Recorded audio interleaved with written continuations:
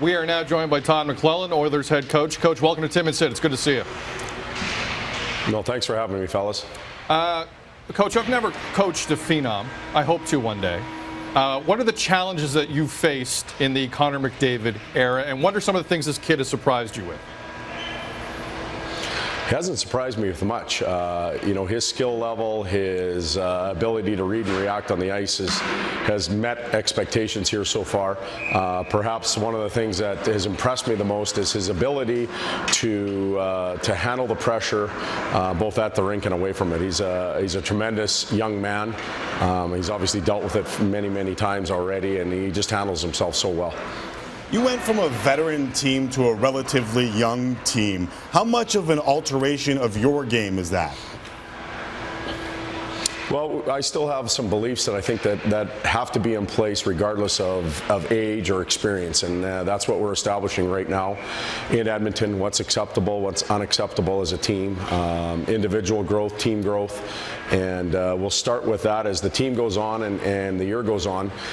We get to know the group a little bit better. We may be able to advance things. We may have to slow things down, but we're still learning a lot about each other. The players learning what the coaches want, and the coaches learning a lot about the players.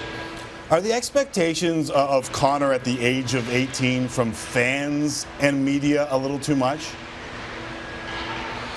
Well, when I think about that, I think there's three levels to expectations for Connor. One is the expectations he puts on himself, and all players have that. Two would be what the team, the coaching staff, and maybe the individual city puts on that individual. And a lot of pro players have that. What separates Connor and Sidney Crosby and Ovechkin and those type of players is that the world's eyes are on them day in and day out, and not a lot of young players, especially at 18, have that. So I don't know if the expectations are too much or too unrealistic. I think he'll handle it well, but those are the three levels that he's faced with day in and day out.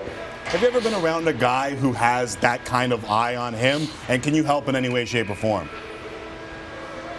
I haven't had an athlete, that young have that eye on him. I've been around Hall of Famers in Detroit and San Jose. Obviously, the focal point's clearly on them. But for an 18-year-old to have that type of following and expectations, it's a new experience for all of us.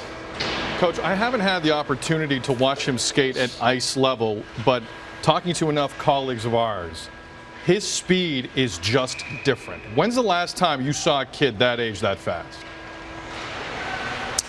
Today in practice, and he was wearing 97. I haven't seen it before. He's exceptional when it comes to acceleration. He gets to top speed very quick, and he has the ability to maintain it even when he's not in stride. Handles the puck very well at high speeds, and just has a knack for maintaining it and slithering through a lot of checks. So, it's an asset that he's learned to use and he's developed, and that's what makes him special. This Oilers team is obviously a team that has some pretty skilled parts that others haven't been able to get together and make a complete team. How good can you guys be? I don't think I can answer that question fairly right now. It's still too early. We're going to have some growing pains.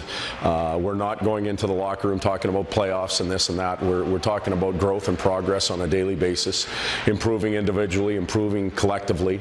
Obviously, our defensive play and the goals against has to come way down if we plan on winning more than we're losing. So we're focusing on that initially. But again, our team is all about progress. It's all about growth as the season goes along. Opening night for you guys will be Thursday in St. Louis. If Andrew Ference isn't in the lineup that night, do you know who your captain is going to be? Well, we're talking about that internally within the organization. Peter Chiarelli, Andrew Ference, and myself, and we'll have it all sorted out when the time comes. Yesterday, the team sent down Nikitin, Ben Scrivens, Leon Draisaitl, Darnell Nurse is in Bakersfield as well, and it was being sold in like media circuses, media circles. They can be media circuses as well, as anywhere from cap related to a new era in Edmonton. How do you see those moves?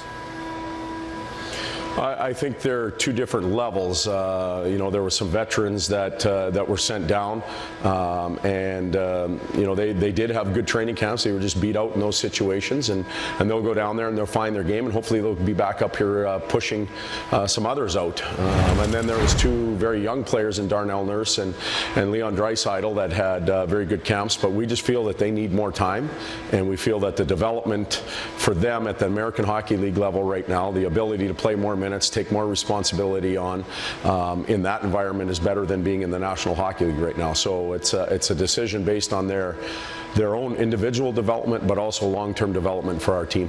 One of the teams that you spent a little time with, the Detroit Red Wings, has done a fantastic job of developing their own talent. And a lot of that has had to do with guys spending time in the minors. And in a lot of Canadian cities, because of the focus on the team, it's hard for organizations to keep guys in the minor leagues. Is that something that you look forward to doing in Edmonton, having guys earn their stripes and gain that pro experience at a young age? Well, in a perfect world, we'd have it that way, but none of us live in a perfect world. My experience in Detroit, with them growing their team and getting to a point where they're elite, they can have more patience, they can keep players down in the minors a little bit longer and really over-ripen them. When you're not at or near the top or elite, you have a tendency to force young players into the lineup and then have high expectations for them, and sometimes it's unrealistic for them to even have a chance at success. So Detroit does do it right, but they've also had the luxury of having very good people above them and have had a chance at success and given the players down below some time. Coach, of all the names that didn't make the team out of camp, what was the toughest cut in your mind, and why was that the toughest? I think they all have their own story. I can't tell you one was tougher than the other. You have two young kids that are in there, and their hopes and dreams are pegged on making the hockey club, and they're borderline in tears, but they don't understand the long-term process right now. But they'll get it eventually. And then you've got two veterans that were sent down, and they've had very healthy, good careers so far, and they want to continue that. And we care about both parties, both groups, and it's important that we help all four of them find a way back to the National Hockey League. Coach, it's a new team, it's a new players, it's a new GM for you. How difficult is it personally to navigate all the new moving parts and personalities, strengths and weaknesses in a new area? Well, it's not easy. I can't remember the last time a new coach and a new general manager came into play in the same year. Perhaps it was expansion. So we're experiencing things together, Peter Chiarelli and myself, on a daily basis. We're learning a lot about each other. We're learning a lot about our team and what we have and what we don't have.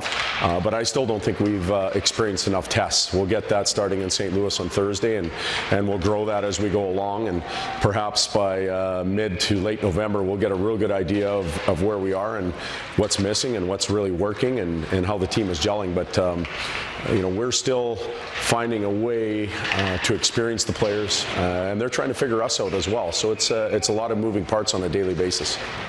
Coach, you don't need me to tell you, you're going to have a lot of eyes on you this season and in seasons to come. I wish you nothing but the best. Good luck Thursday, and I look forward to our next conversation. Thanks. Sounds good, guys. Thanks for having me.